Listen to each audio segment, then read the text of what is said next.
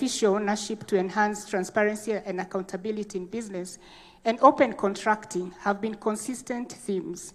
And so as Mushiri takes the stage, he will unpack what these commitments mean in the 5th action plan. Dr. Korir has also spoken about the issues of our time, digital governance and climate action.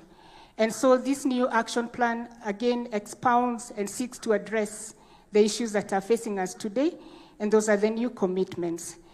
This work is collaborative, it's co-created, it is cooperative.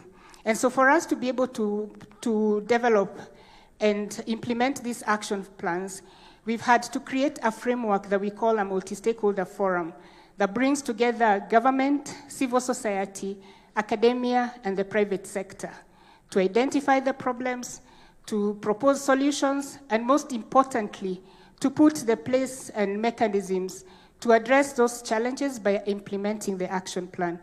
So allow me to focus more on the multi-stakeholder forum and what we've been able to achieve. So this, as I've said, it brings together different actors of a co-created, collaborative, and inclusive process. And over the last 11 years, we've been able to make policy and legislative recommendations. We've been able to develop tools that facilitate access to information and public participation, courtesy of institutions such as the Commission on Administrative Justice and Article 19. We've come up with model laws and capacity building on access to information. We've been able to develop open portals to enhance open contracting. But most important, in the course of this implementation, we've built a multi-stakeholder forum that continues to be an envy across the world. We are amongst the first countries in the world to have a parliamentary caucus on SDGs that signifies just how important legislative and policy development are to enabling open government partnership. We are also the first country, amongst the first country, and I believe the only country now that brings together the 3 arms of government in OGP, judiciary, the legislature, and the executive, but also the highest number of open OGP local, the counties at national level. We currently have 6 counties that are members of OGP local, and Your Excellency, allow me to say that during the recent call for applications, we had a record number of 7 counties applying to join OGP local. I think we deserve a bit of recognition for that. Our early adoption and expansion of OGP local has also ensured that the multi-stakeholder co-created space does not just exist at national level, but also exists at the county level. Another big achievement has, of course, been peer learning and exchange programs. And as countries across the region, Ghana, Malawi, Morocco, Sierra Leone, and others have been keen on joining OGP, the Kenya Multi-Stakeholder Forum has provided this leadership and model that other countries can embrace. Inclusion and diversity, expansion of the actors.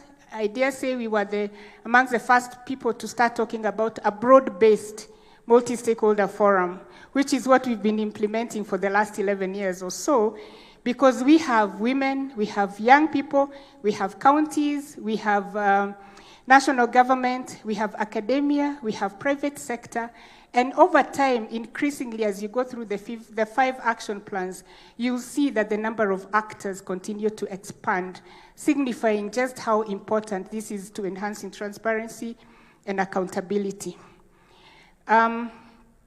Your Excellency, we recognize that across the world, there are issues that continue to face governments, continue to face private sector, continue to face academia and others. And key amongst these is the issue of declining public trust. We need to bridge the gap between citizens and governments, citizens and civil society, citizen and media, citizens and academia. And the OGP platform provides this opportunity to not only trust build, but also enhance youth inclusion, transparency, and accountability, and as well as meaningful public participation. I think some of the challenges that we face now is because in some cases citizens feel that they're not being listened to. We believe that by ensuring that all voices are on the table, OGP provides that very powerful mechanisms. And so without taking too much time, I'm not going to call upon Mushiri to take us through the 9 commitments. And again, take this opportunity to thank you very much for your support, and to also thank the development partners here present that have made this work possible. Without their support, we wouldn't have done this, and the government support. Thank you very much. Excellency.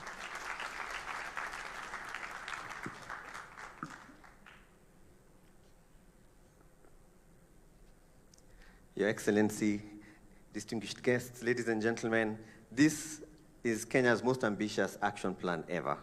We are looking at a 5th action plan that is as responsive to the realities that we are living in like no other action plan has done before. So your leadership and that of the civil society partners and others who've been part of this, including input from the general public, is to be credited for this document.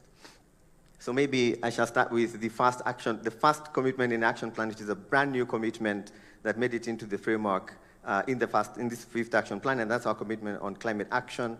As you are all well aware, this is one of the largest crises that is facing our planet, and we are seeing the results of that in our own country. So promoting participatory development and enhancing transparent monitoring of conservation interventions, making sure that the data and the technologies that are being used are responsive, is a big part of this commitment on climate action. The next commitment is on digital governance. Your Excellency, this administration has been very ambitious in rolling out digital services. We now have thousands of digital services rolled out by national government agencies as well as county governments. This commitment seeks to put in place the enabling environment to ensure that we have inclusive, secure, trustworthy digital services and that are supported by the right policy environment. And this is also a brand new commitment within the OGP Action Plan framework that the country has been implementing. The third is the Open Data for Development commitment. This is the third time that we are rolling over. It has had some commitments before and some milestones have been achieved. This is led by the Kenya Space Agency, so you have strong support and strong presence from the Department of Defense, which is a new institution within the context of OGP. And we have a lot of commitments there that really strengthen the proactive disclosure of data, especially around budgets, expenditures, GIS information, all of this to support increased accountability and participation and address the issues that we are facing as a country, as Carol mentioned, on bridging that trust deficit. The fourth is on beneficial ownership transparency, and this is an advancement of existing work under your leadership and the leadership of the Business Registration Service, Attorney General's Office. We were able to get to a beneficial ownership legal framework, and this now puts us in a situation where we can advance our ambitions around beneficial ownership so that the ownership of institutions and the people behind the contracts becomes less invisible as part of our efforts to build trust and accountability. Our fifth commitment is on open contracting. Again, this is an advancement of work that has been going on. I'd like to recognize the advancements that have been done already by the National Treasury, the work that is being currently done around the Electronic Government Procurement System, EGP. This commitment brings a global standard on open contracting to the EGP system to make the data more available, more consumable, and also to bring around more stakeholders on the public procurement transparency framework. So this is an important commitment, just as the others are, but it does build on very strong gains that have been made in the recent years. The sixth one is on public participation, legislative and fiscal openness. This is some of it is an existing commitment that we've worked on over the years with the leadership of Mzalendo and the Senate. It has some very ambitious commitments around putting in place a very strong legal framework for public participation in this country. We currently do not have a national framework for that, and this commitment aims to deliver that. But it goes a bit further and includes fiscal openness in the context of debt transparency. So, Your Excellency, this commitment supports your efforts and efforts of this administration to ensure that the conversation on debt and the amount of money that is in play is is not a subject of misinformation, but is subject to evidence that is available. So the transparency around this is going to be an important part for the next few years. And commitment number 7, access to information. We have had great success with access to information because of the OGP. The Access to Information Act was a result of the work done by the OGP community in 2016.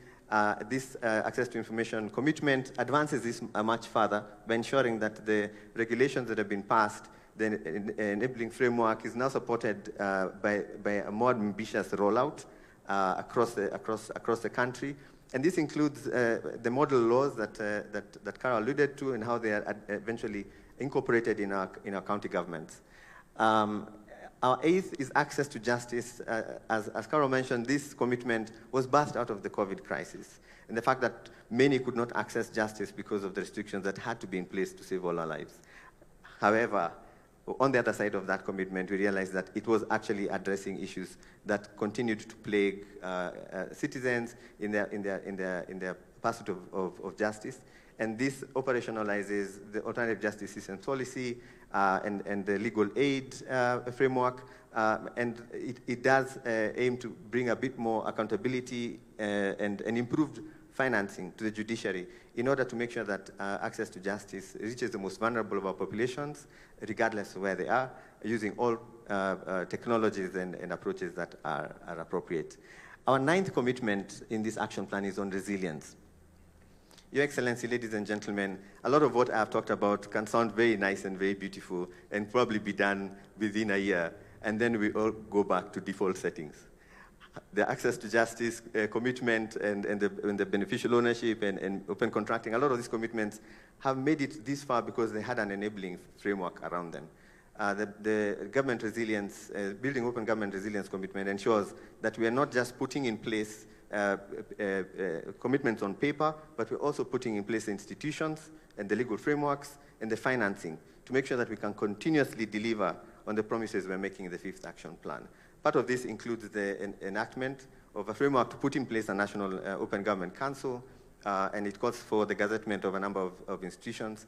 And across this 5th Action Plan, you will find that there are a lot of areas where support is needed from the Parliament of Kenya to make sure that we have the right legislation, to make sure that each one of these things can last beyond us all and serve the generations to come. Thank you very much.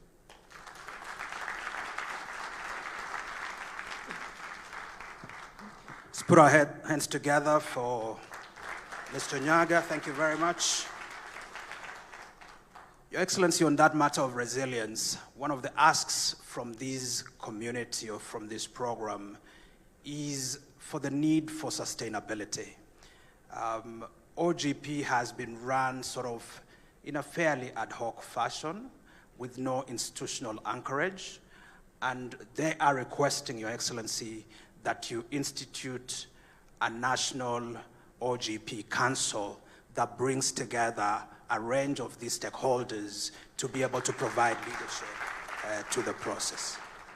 Your Excellency, it's now my pleasure to invite Ed Burnett, who represents Development Partners. He's the Deputy High Commissioner, United Kingdom. You're welcome.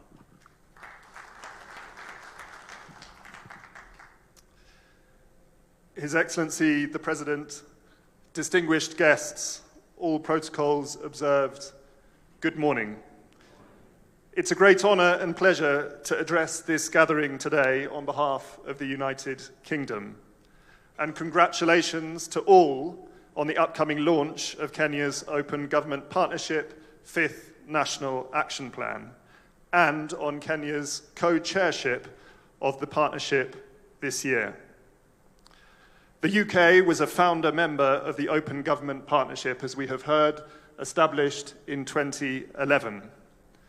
Open governments are vital to any democracy and ensure citizens are best served by those they elect. The presence of Your Excellency the President, senior members of the Government of Kenya, and the number of partners in this room is testament to the importance and convening power of this partnership. And I can assure you all that the Open Government Partnership has had a really positive impact on the UK government and how it delivers for the people of the UK. To give one example, as a result of the partnership, all new central UK government contracts and tenders worth over £10,000 are placed on a single website, enabling the public to hold government to account for our spending and performance. In Kenya, the UK is delighted to have supported the development of the 5th National Action Plan and today's launch event. It has been fantastic to work with the government and Mzalendo and many others in this room on this important endeavour. As we have heard, much has been achieved already through the previous 4 national action plans, such as the development of Kenya's Beneficial Ownership Register, a vital tool to tackle corruption and illicit finance. And I'm pleased to see further milestones on beneficial ownership in this 5th National Action Plan. It's now time to focus on implementation of those 9 commitments made. And the UK is supporting key milestones on beneficial ownership, open contracting, and public participation. Improving transparency and accountability is a continual process for all countries. Kenya has the advantage of an already vibrant civil society and a flourishing tech sector to support its journey by improving and innovating service delivery, taking on board feedback, and telling a positive and meaningful story of progress. The recent demands by Kenya's young people highlight the importance of trust between government and those they serve. The United Kingdom's relationship with Kenya is one of close friends, based on shared history, shared interests, and a determination to tackle shared challenges. We recognize the shared challenge of making progress on improved transparency and accountability in government, and we look forward to continuing to work with Kenya to implement the National Action Plan. We're going far together. Asante sana, and congratulations.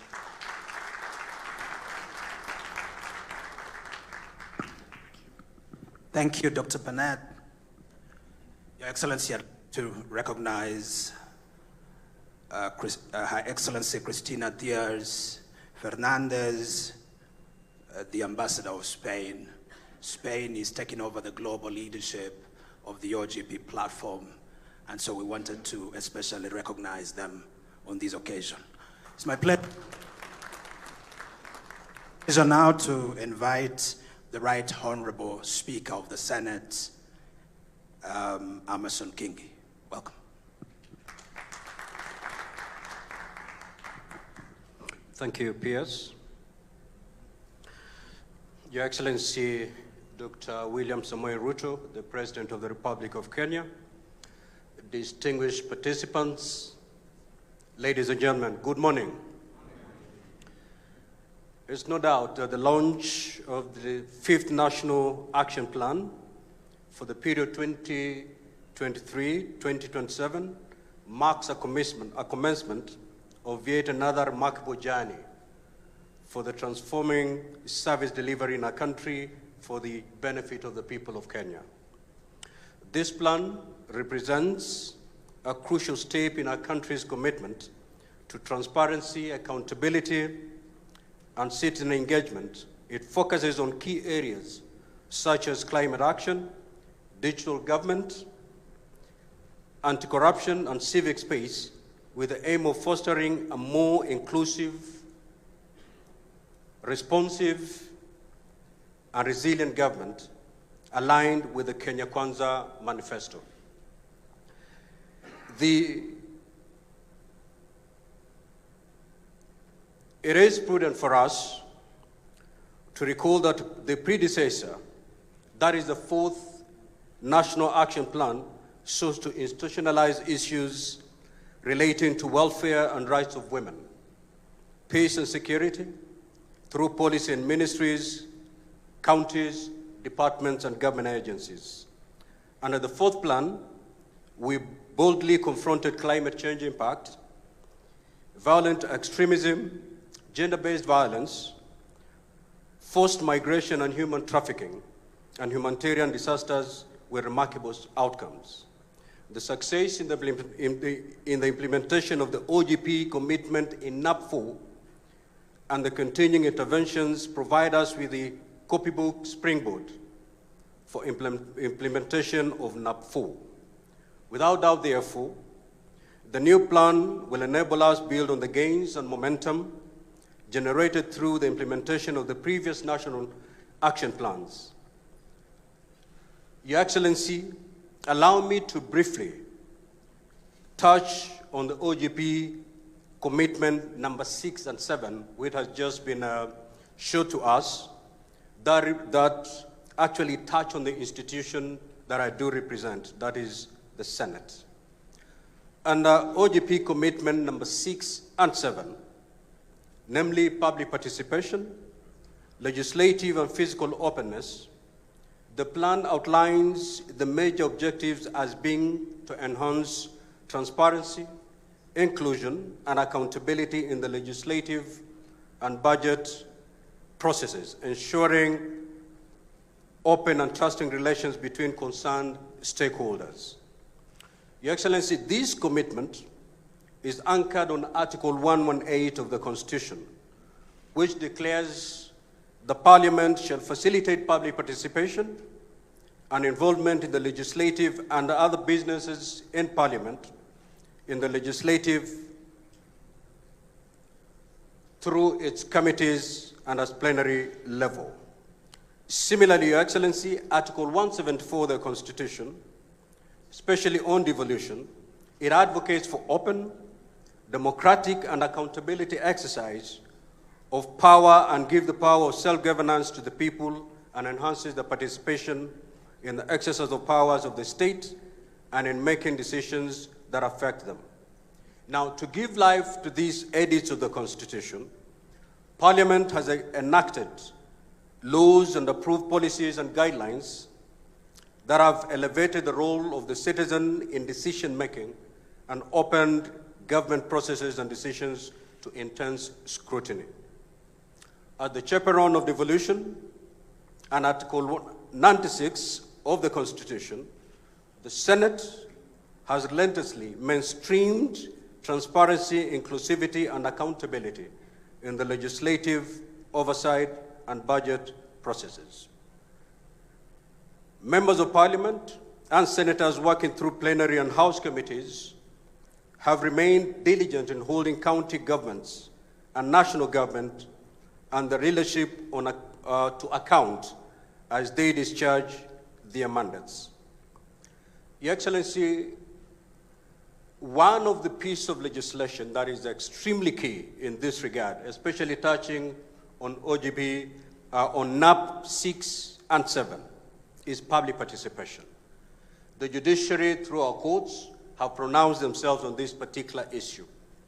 The Senate has harvested quite a number of views from the judiciary, from other stakeholders, and through that, the Senate has managed to formulate a piece of legislation called the Public Participation Bill. That bill has gone through all the stages in Parliament. It is now at the second stage in the National Assembly.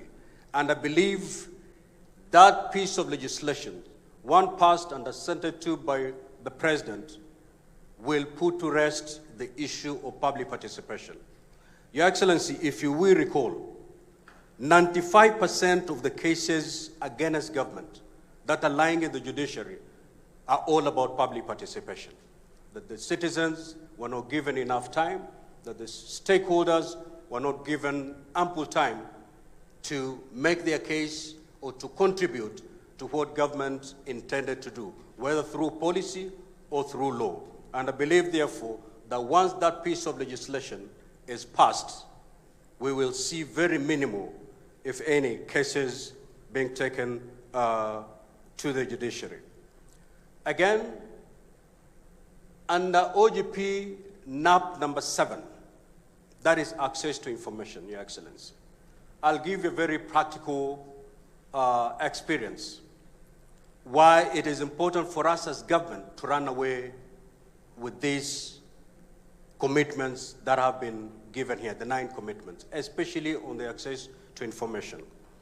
Yesterday, Your Excellency, I was flying from Mombasa to Nairobi at 3:45. And as I was waiting for the delayed flight, of course, because of the strike, I had the opportunity to engage with KAA staff. And I asked them, why are you on strike? Your Excellency, I was not given any tangible reason other than the fact that there is a lot of information they had heard and picked from the social media.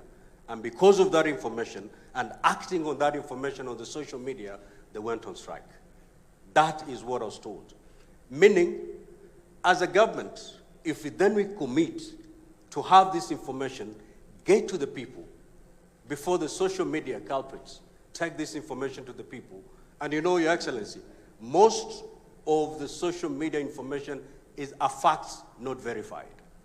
And this is where most of our citizens pick information, pick facts, and act on those facts. So again, with this commitment, I believe as government, if we can be able to be committed and be able to package or to unpackage this information to our citizens long before the keyboard warriors take that space, we will not be able to see what we have seen today. Now, Your Excellency, I was listening to our government spokesperson yesterday. And I talked to quite a number of people after his press conference. Many Kenyans believe that this government has negotiated and signed a deal with Adani. But the position is no such deal, no such contract has been signed. But this information was not given to the public. It was left to keyboard warriors. So again, with these commitments, Your Excellency, I believe as government, if we can be able to commit to these commitments that have been given here, then the kind of misinformation that is there will be a thing in the past. Your Excellency, you know exactly what we went through with the finance bill. Again, misinformation. The finance bill was the best piece of a bill. It was a document that was going to take this country far. But because of misinformation, because citizens maybe were not engaged enough, we had to shelf an otherwise good document. So again, Your Excellency, with these action plans, with these commitments, especially commitment number 6 and 7, if we can be able to run away with it as government, we will see very minimal of the kind of upheavals that we've witnessed as a country for the few days. Allow me, in conclusion, Your Excellency, as I conclude, allow me to commend the drafters of NAP 5 for retaining climate action as a priority number 1 in the new implementation phase. Your Excellency, you are the teacher in this field. You are the ambassador, the African ambassador in this particular field. There can never be a better opportunity to put this commitment as number 1 than now. And therefore, the implementation, the phenomenal climate change impacts remain of great concern and deserving of our full attention, given the devastation they continue to wreak on our society. As global temperatures soar, drought become prolonged, and frequent flooding more intense in scope.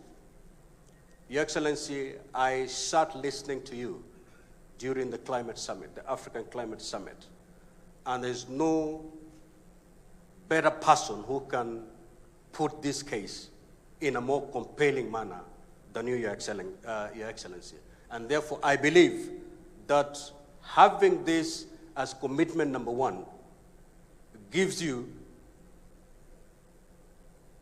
that relevance as you engage Africa to make sure that Africa takes this particular commitment with the seriousness it deserves. Your Excellency, let me leave it there. And therefore, with these few remarks, Your Excellency, ladies and gentlemen, I want to thank you most sincerely for giving the Senate to share some thoughts with you in this journey. And I want to believe that if all of us present here commit to the implementation of these 9 commitments, next year, or the second phase, as we sit here to review the implementation of the 9 commitments that have been given today, if all of us purpose to walk the journey, then we'll make not just Kenya a better place, but this continent and the world at large. I thank you.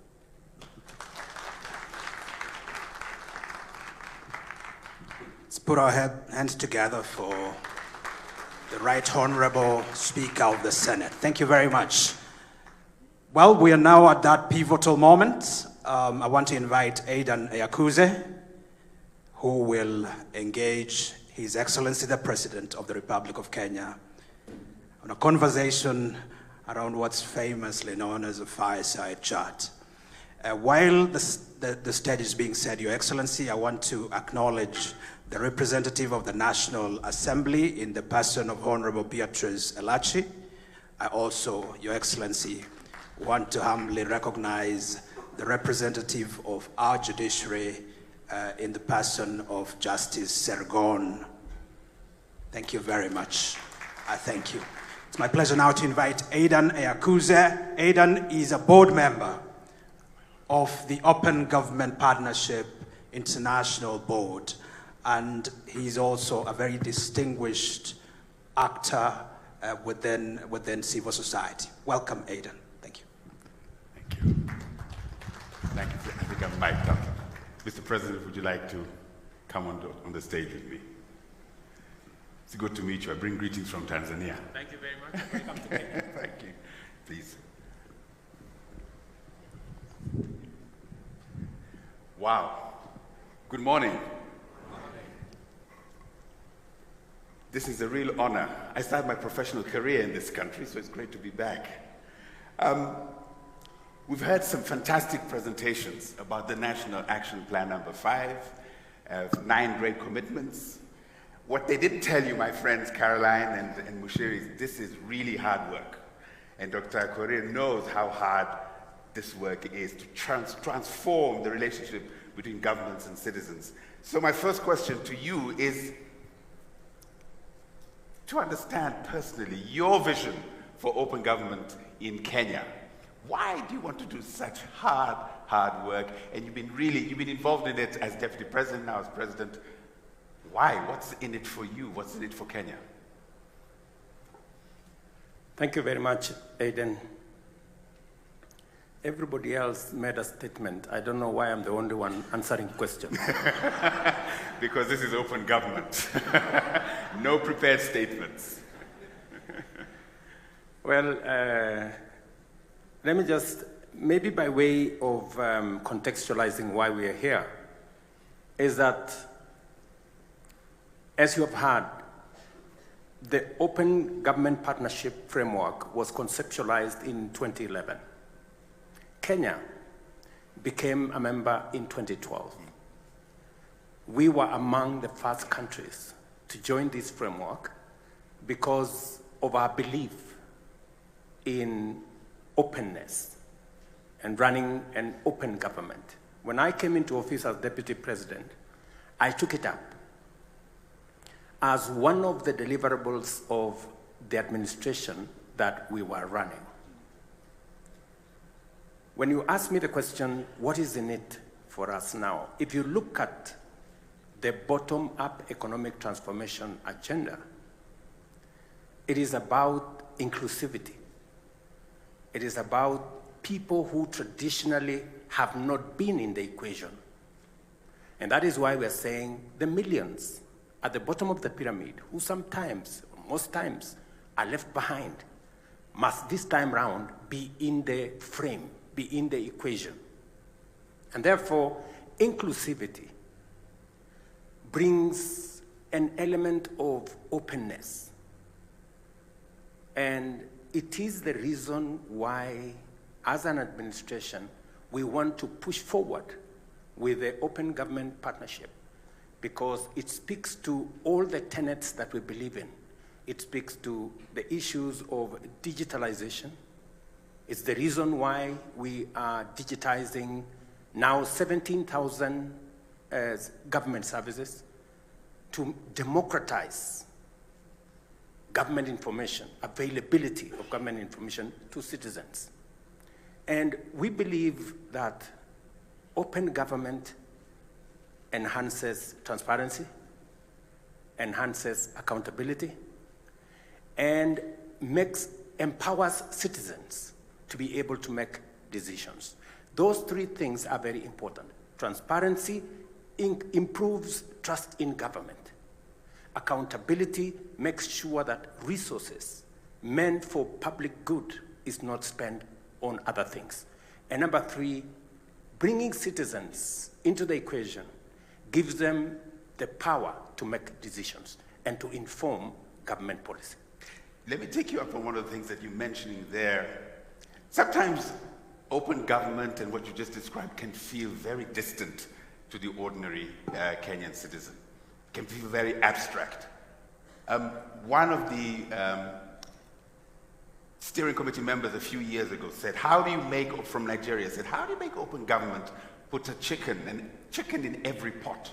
How do you make open government real for people so that they can feel that their lives are actually improving from this approach to government? So maybe my specific question is, please share with us some really specific measures that your administration is taking and will take to strengthen economic governance and to ensure transparency and accountability in the management of public resources and public debt. What are the specific measures you're doing for that? I have made a commitment, and you've heard the Speaker of Senate say, we did agree that public participation is not a sterile provision of the Constitution. It must amount to something. And it is the reason why we've been grappling as a nation, how do we actualize public participation? We are now working on legislation, as you've heard. In a couple of months, we should now have a framework that contextualizes, creates a framework for citizens to meaningfully participate in enacting policy, enacting legislation, and every act of government that requires the public to participate in. That is number one. Number two, we have now work at the Attorney General's office, and I want to ask the civil society who are present here to work with the Attorney General as we improve three pieces of legislation. Number one, improve legislation on Evidence Act so that we can deal with matters corruption in the shortest time possible.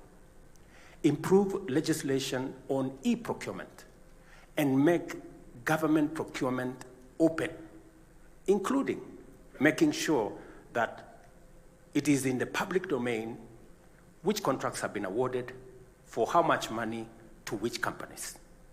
And so that the public can judge for themselves whether they are getting value for money or they are being taken for a ride. I have made that commitment. The work is in the Attorney General's office. I welcome Zalendo. I welcome all the other civil society groups to participate in bringing this legislation to the fore. And I'm very happy with this framework because the civil society that is present here would have chosen to come here with vuvuzela and placards. But they have chosen... Sometimes they might still have to do that. But they've come here to say, okay, what are the challenges that we have? How do we meaningfully contribute, institutionalize the solutions rather than ponder on the problems, on the challenges? How do we institutionalize solutions? How do we bring legislation?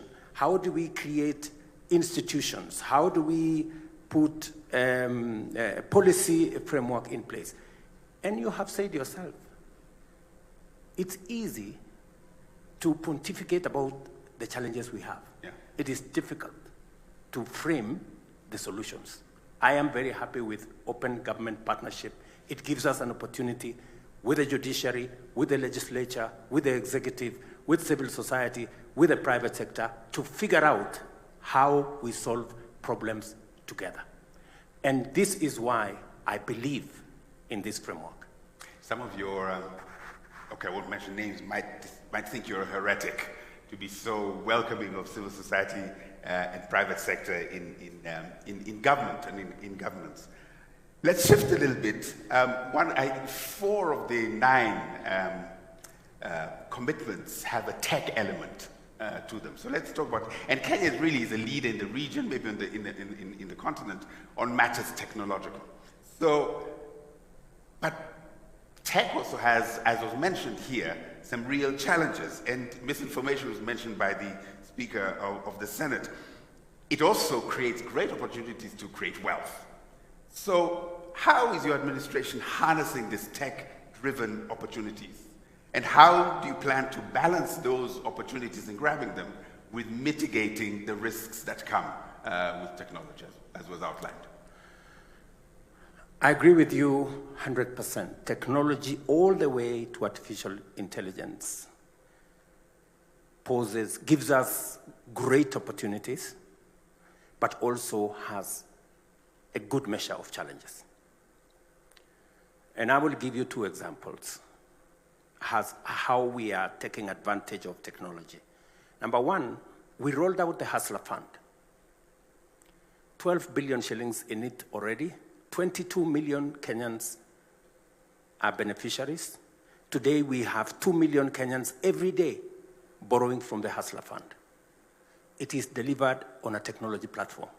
It is the single government project that has no corruption, because technology has provided the framework to make sure that we insulate it from, just imagine, if we were disputing or giving out Hustler Fund using committees at every location, it would be hell. Mm-hmm. It would be chaos.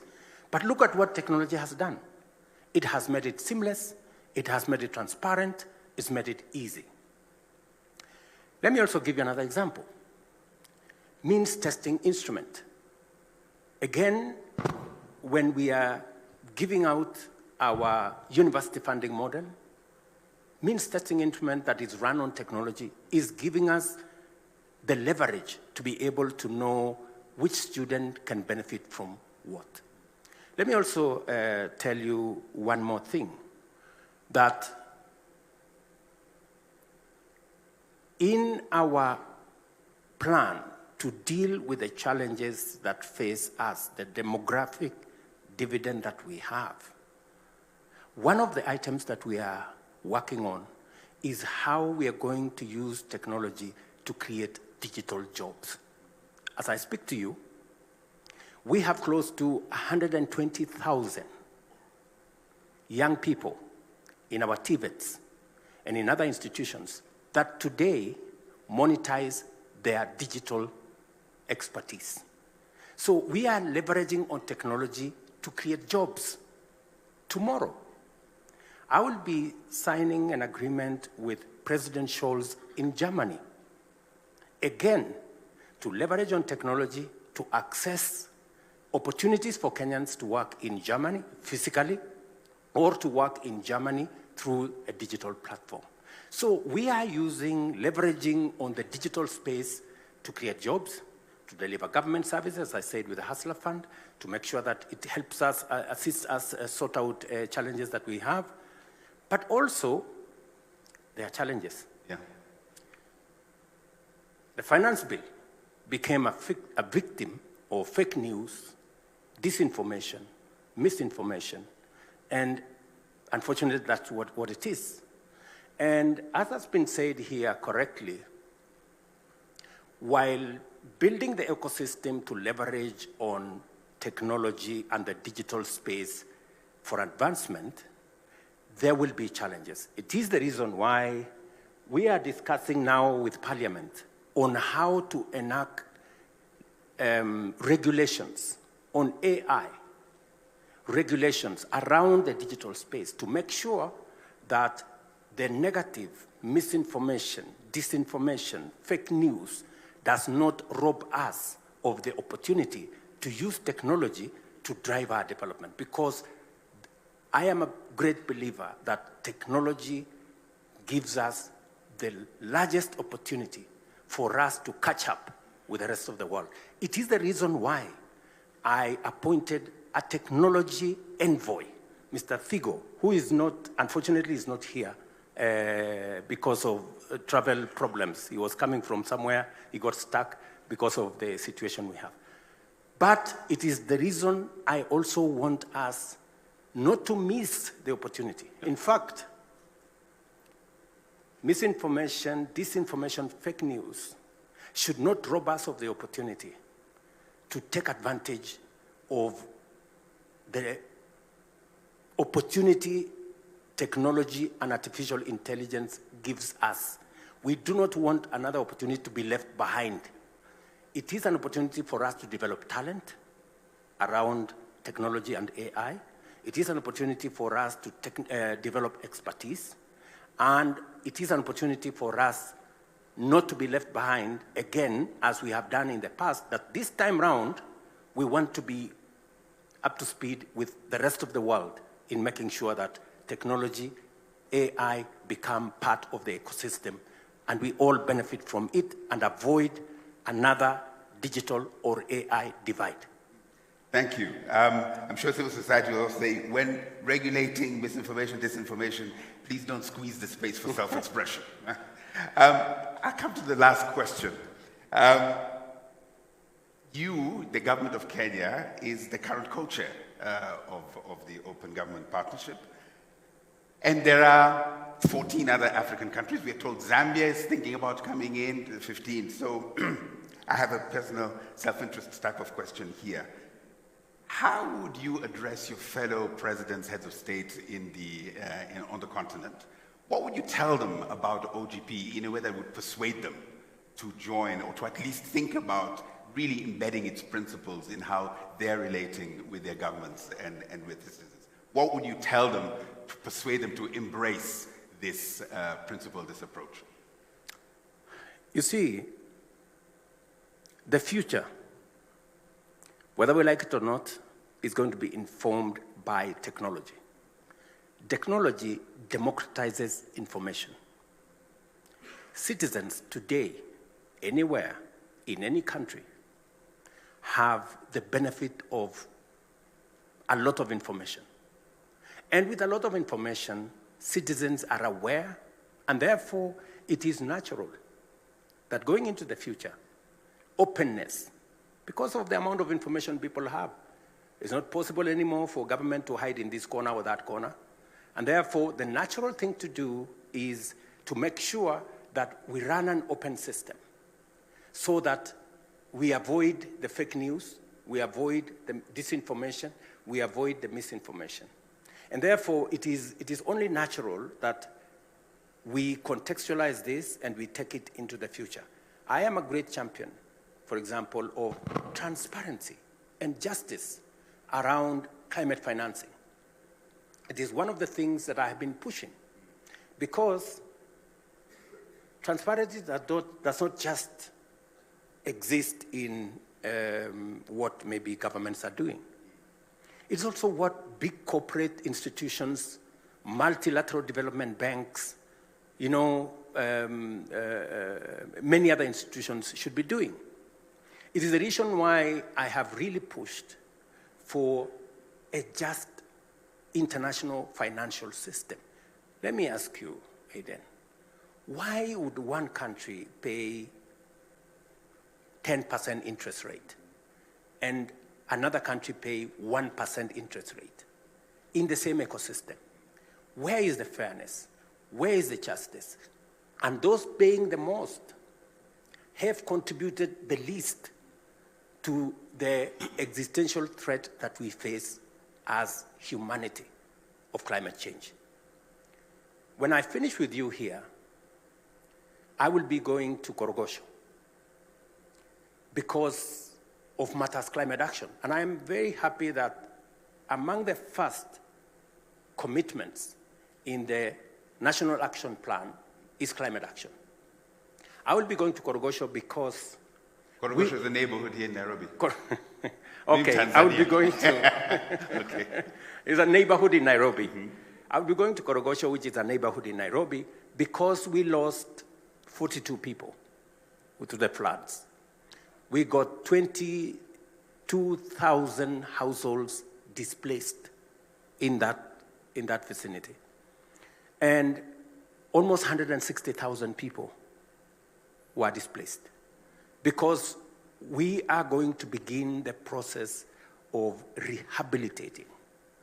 We're going to be bringing on board 20,000 young people to participate in climate action, to participate in the restoration of the Nairobi River ecosystem, so that we can not only have proper sanitation, we can deal with pollution, we can deal with solid waste, we can green the place, and we can build social housing on that space.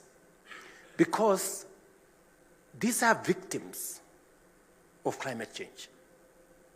They swing between one extreme of drought, and when we are still figuring out what to do, we end in serious floods and we lose people.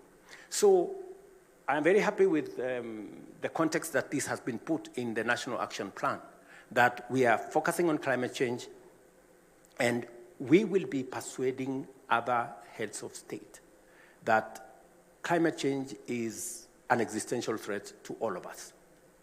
It is time we used open government to create the necessary transparency in the international financial system, the necessary accountability by us as nations to make sure that we are accountable for the resources that are made available to us by citizens or by the international community. It is the reason why I am very open on making sure that we discuss our debt as a nation. I do not want it to be shrouded in mystery, because it is not mystery, because Kenyans will pay, and it's good that we know, should we be contracting more debt, and for what purpose? So it is a space that I am so open, and sometimes I get myself into trouble by being too open, because people say, okay, we want the president to come and explain to us this. I go explain. Then the next group, we want the president to come and explain. So I keep explaining. And that is why I'm used to answering questions the way you have asked me. But finally, let me say this, to congratulate this great body of people, those from government, those from the private sector, civil society, and I want to encourage them that they continue to be part of us, of the solution to our nation. It is the best thing that we can do for Kenya, because this is our country. We are all stakeholders. Everybody's voice matters, and we must continuously engage to make sure that we benefit from as much information as we can, and make sure that we make the right decision based on evidence and based on the correct information. Thank you. Let me say, you have made open government partnership really good. You've connected Korogosho with the international financial system. I don't think that's an easy thing to do. So thank you so much for being willing to listen to our questions from civil society. And I'd like to invite you to make perhaps your final remarks. Well, let me say this. I'm very happy that we made a contribution from an executive side. Parliament made their contribution, the judiciary made their contribution, civil society, to the National Action Plan on Open Government. Because it is our collective responsibility as Kenyans to make sure that Kenya succeeds. It is not the business of the president alone, it's the business of every Kenyan for us to succeed, because in that success is everybody's success. Let me also say the following, that as we do this, I want to assure all the stakeholders here that the government of Kenya that I run will continue to be open. I have absolutely no qualms in being held to account. I encourage civil society to continue telling us the things we are doing wrong so that we can correct. And to occasionally tell you the things you're doing right. Yes. I was waiting for that to come. And occasionally, you know, when we get things right, they also tell us, this you're getting right, do it better or do it more. So that way we can forge, you know, a collaboration that makes Kenya great for all of us. Let me conclude by saying, because there is a feasible, demonstrable, real trust gap between citizens and government across the globe. Yeah. You know, there is, you know, there is a trust deficit. There is a trust gap.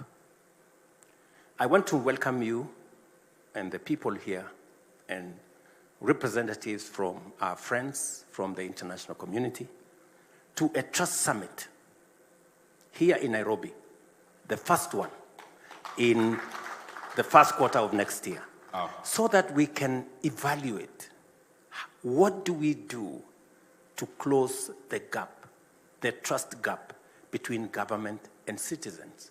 Because unless we do that, it becomes difficult for government to implement its plan and for citizens also to hold government to account. Thank you. So put it in your calendars, Q1 next year, Trust Summit here in Nairobi.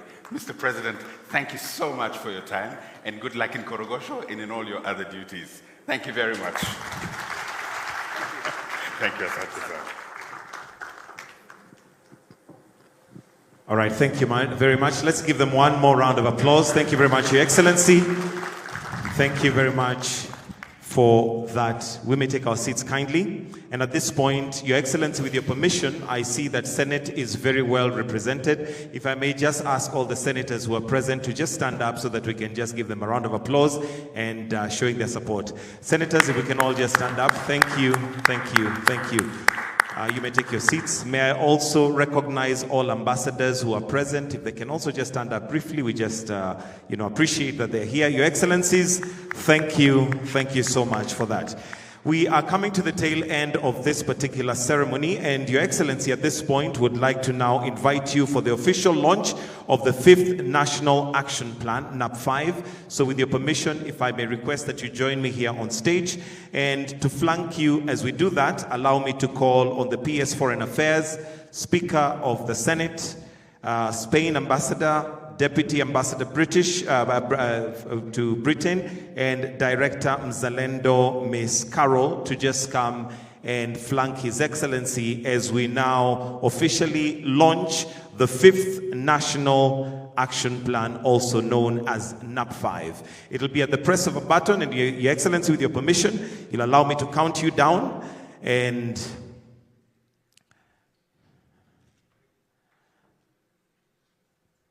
if we may, yes, if we can have a few, maybe come this way, yes, so that it's balanced.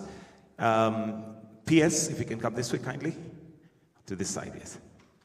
So at the count of 5, we shall then just count it down. Sorry, the book is on that side, so may I request that we come to this side, facing that side. Sorry about that. The book is right there so that we see what we are launching. So in 5, 4, 3, 2, Your Excellency, you may press the buzzer. And that is the official launch of the 5th National Action Plan, NAP5.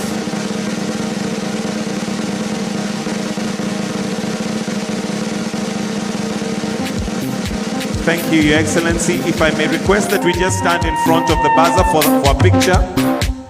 If we may just come in front of the buzzer for a picture so that we can have an official.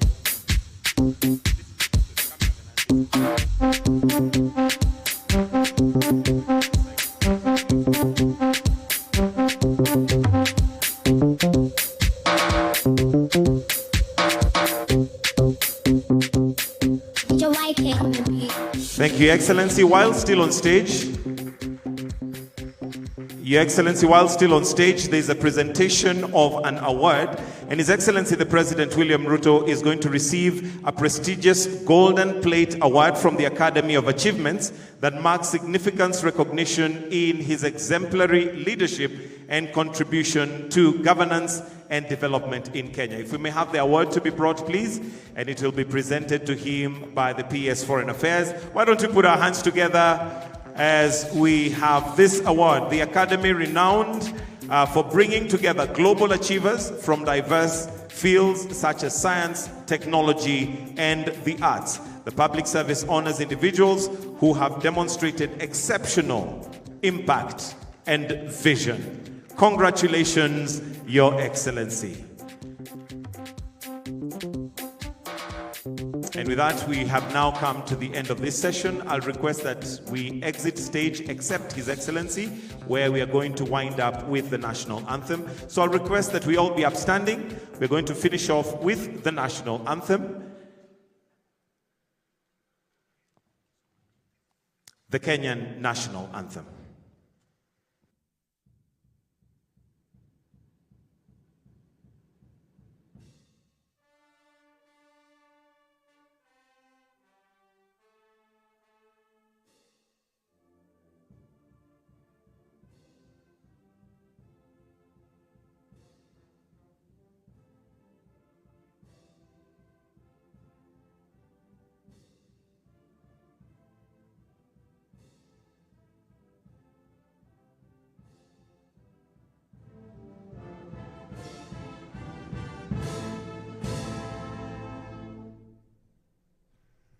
And that brings us to the end of this session.